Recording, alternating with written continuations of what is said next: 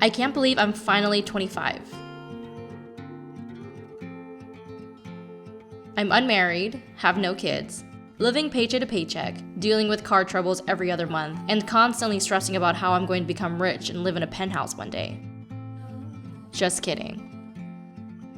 Deep down, I truly just want that white picket fence with a big yard in the front, and maybe just a little bit more peace in life. There was so much more that I was expecting at the age of 25, especially now that I'm only becoming older and older. Ugh, I'm getting so old and I'm still not rich. But with these years have come plenty of lessons. Some learned the hard way, some learned the easy way. So, if you're younger than me, take some notes. And if you're my age or even older, well, welcome to the club. We have failed. But in that failure, maybe we have also grown.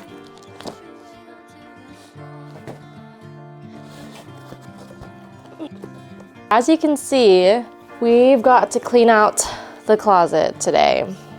What if I might need these streamers later? I'm not a hoarder, I just might need something and you never know, right? So cleaning out my closet is the perfect example of how I am trying to clean out my life at the age of 25. Here are 25 things that I have learned along the way.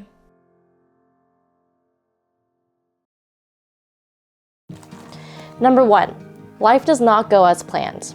I had my whole life planned out right after high school, and I did like 75% of that. I went to college, graduated, got the full-time job, but I wasn't happy.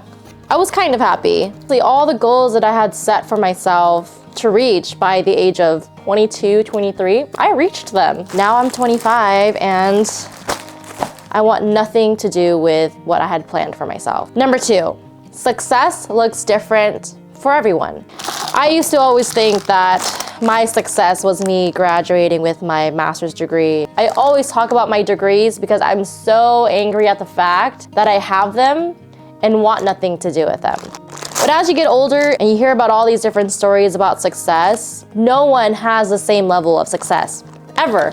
Success was never about climbing higher on the mountain. It was always just about taking the next step.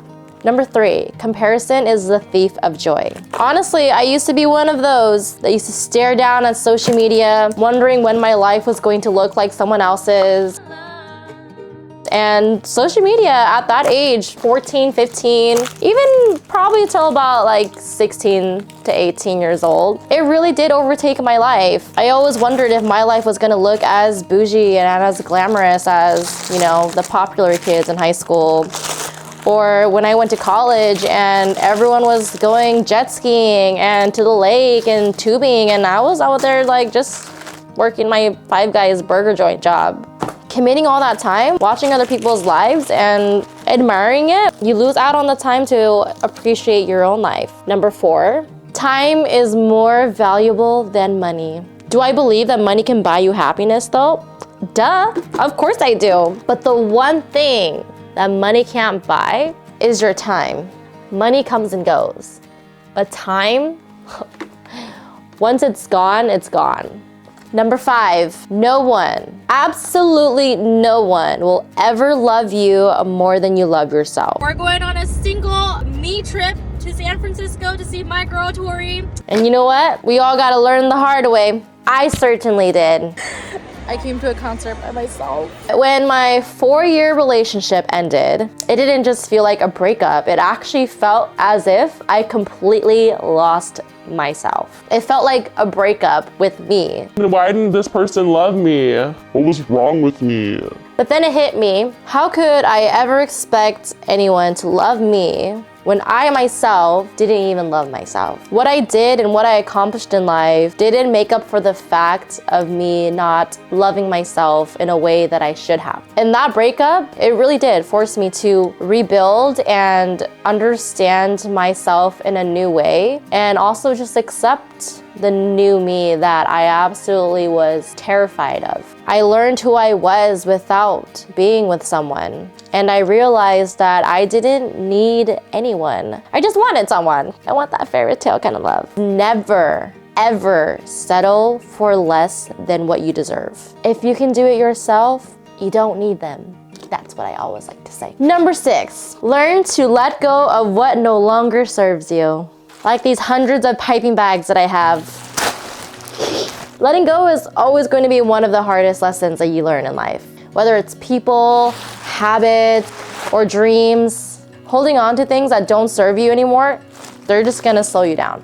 This doesn't mean that you stop being kind or you stop giving to people. It just means recognizing when someone is no longer adding any value to your life. Sometimes the hardest part of growth is leaving behind what once felt comfortable. Be appreciated, not used. Number 7, you are who you hang out with. And it takes a lot to leave a group of people that you've probably grown up with, learned to love and be friends, but sometimes it's not worth what you're pursuing in life. Surround yourself around people who do uplift you. Life is too short for relationships that make you feel stuck, that make you feel drained, or make you feel unappreciated. Number 8, learn to find joy in the small moments. For years, and honestly, even to this day, I continue to rush through life because I'm so scared about time running out. And over time, I realized that it was never about those big milestones, it was always just about enjoying those small moments in between them. Life always happens in these moments. They don't happen in the plans that we always obsess over. Number 9, failure is just another step towards growth. I used to be so scared of failing. But every time I failed, I learned something new about myself. So I said I loved you one more time, and you listened to me sing. Failure doesn't mean you're at the end. It's redirection. It's life's way of showing you that you're going to be taken on a different path. Now I'm always able to see that failure is always going to be a part of the process. Every little bump in the road will always bring me closer to who I am meant to be in the future. Number 10, always move with a purpose. If I've learned one thing, life is too short to waste on things that don't matter. You need to set boundaries. You need to love yourself. Live with intention. Purpose doesn't mean having everything figured out in your life. It means making choices that align with who you are and who you want to become. Number 11, gratitude changes everything. When you start focusing on the things that you do have instead of what you don't, it completely changes the way that you view life. And I'm not gonna lie, sometimes I do focus on the things that I don't have in life that I really do want, and I forget about the things that I do have here. Sometimes though, we appreciate too much of the things that we do have, when in reality, we may not need it at all. Like this entire box of trash. Today is the day we throw this 2-year-old box away. Number 12. You don't have to have everything figured out. Even when it's a constant need and a constant worry. As much as I wanted everything figured out in my life, there was always something to turn my life around again. There were many times where I had to stop what I was doing, erased everything, and start it over again. All the time. The only solution that you have is really just to pick up from there and keep going, keep moving forward. Number 13. This one's actually really important, I feel like. Relationships should add value to your life, not stress. Just because you're related to someone by blood does not mean they're family. Just because you grew up with someone and they were your best friend since you were 3 years old does not mean you have to continue being friends with them when you're in your 20s. People change. And as much as we want to stick around with those that we've loved our entire lives, it doesn't mean we have to. Sometimes some relationships are forced because you feel obligated. Number 14, don't be afraid to start over. This was my starting over apartment. And I'm not gonna lie, I hated it at first. I did not want to be here. Felt like my life had crumbled into pieces when I first moved in. It was a constant reminder that I had lost everything that I built myself for. And it took a toll. It took a big toll on me. Something that I learned along the way is that it's always going to be better to start over than continue trying to make something right when all along it's always been wrong. In the process of it all, you're going to feel like it's never going to get better. It's never going to get easier. And you know what? Sometimes it doesn't. But unless you truly try, you'll never know. And for me, it did get better. It did get easier. Number 15, not everyone's going to like you, and it's okay. I'm here for me. I'm here for others too. But at the end of the day, I'm here for me. We can't make everyone like us. And honestly, that shouldn't be your priority. Do you like you? That should be your priority. That's the question to ask yourself. Do I like me? I love me. And I love every little thing about me, even though I know I've got issues. I've got issues. I need a trash bag. Number 16, saying no without feeling guilty. As much as we want to help everyone that we can't.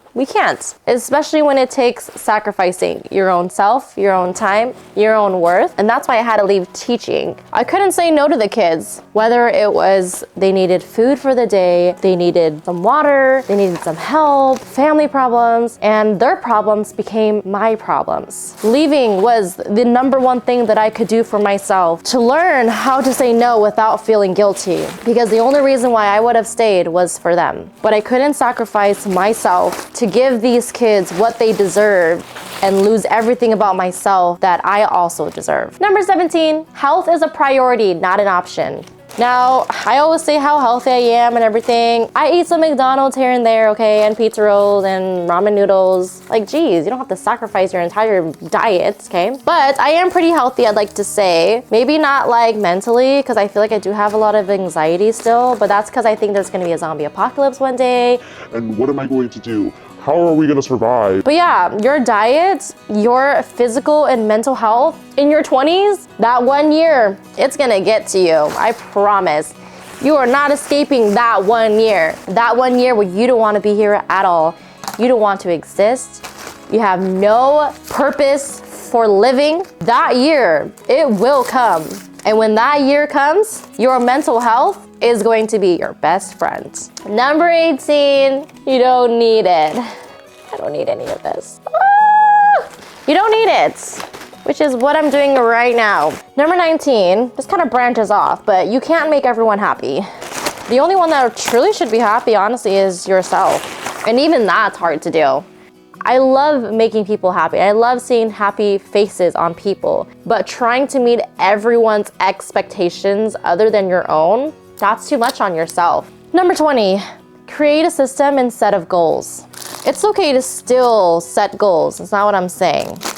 But a system, a daily schedule, breakfast every morning, gyms on certain days, grocery shopping on certain weekends. It's actually crucial that you set specific time for everything that you're doing throughout the day and let it become a system. It doesn't necessarily mean turn into a robot and follow an exact schedule for every single day that you live, but don't just set goals. Turn your life into a system with goals maintained within it.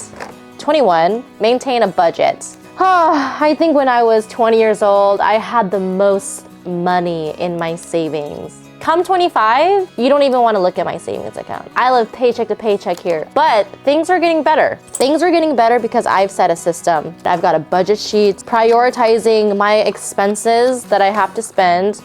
Be careful getting a credit card. I warned you. Save your money. I wasted so much money when I went to college and got financial aid. Had I saved all that money, I'd be sitting in like 20K of savings right now. But no, instead I pissed it all away on things I never needed. Number 22, clean up after yourself. Physically, mentally, emotionally. I have moments I need an emotional breakdown to kind of just remind myself that I was once in the deepest, darkest spot one could ever be in. And sometimes it happens. It's okay. But I clean up after myself, remind myself why and how I've made it to today. This goes for everything though. Like washing dishes as you go. Keep everything organized and maintained as you move forward. It creates a system. Finding a home for everything. Like right now, I'm finding a home for everything. It's hard though, because I have a lot of homes, but We're doing our best here.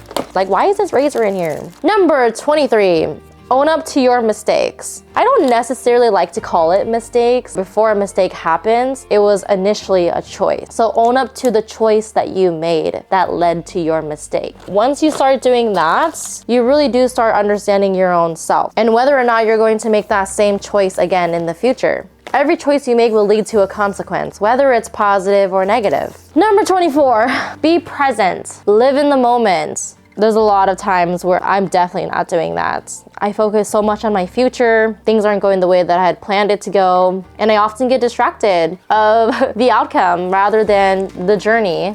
Number 25, the journey is yours and only yours. And that goes for everyone who is in a relationship or isn't in a relationship or still lives with their parents or they don't or have children. Don't forget that it's always going to be yours. People will just always be a part of it. But you can also choose to allow those who want to be a part of it to be a part of it. Once you make your journey about others, we forget who we are and we forget who we want to become. We forget about what the universe has had and planned for us. And I think that's the complicated part here.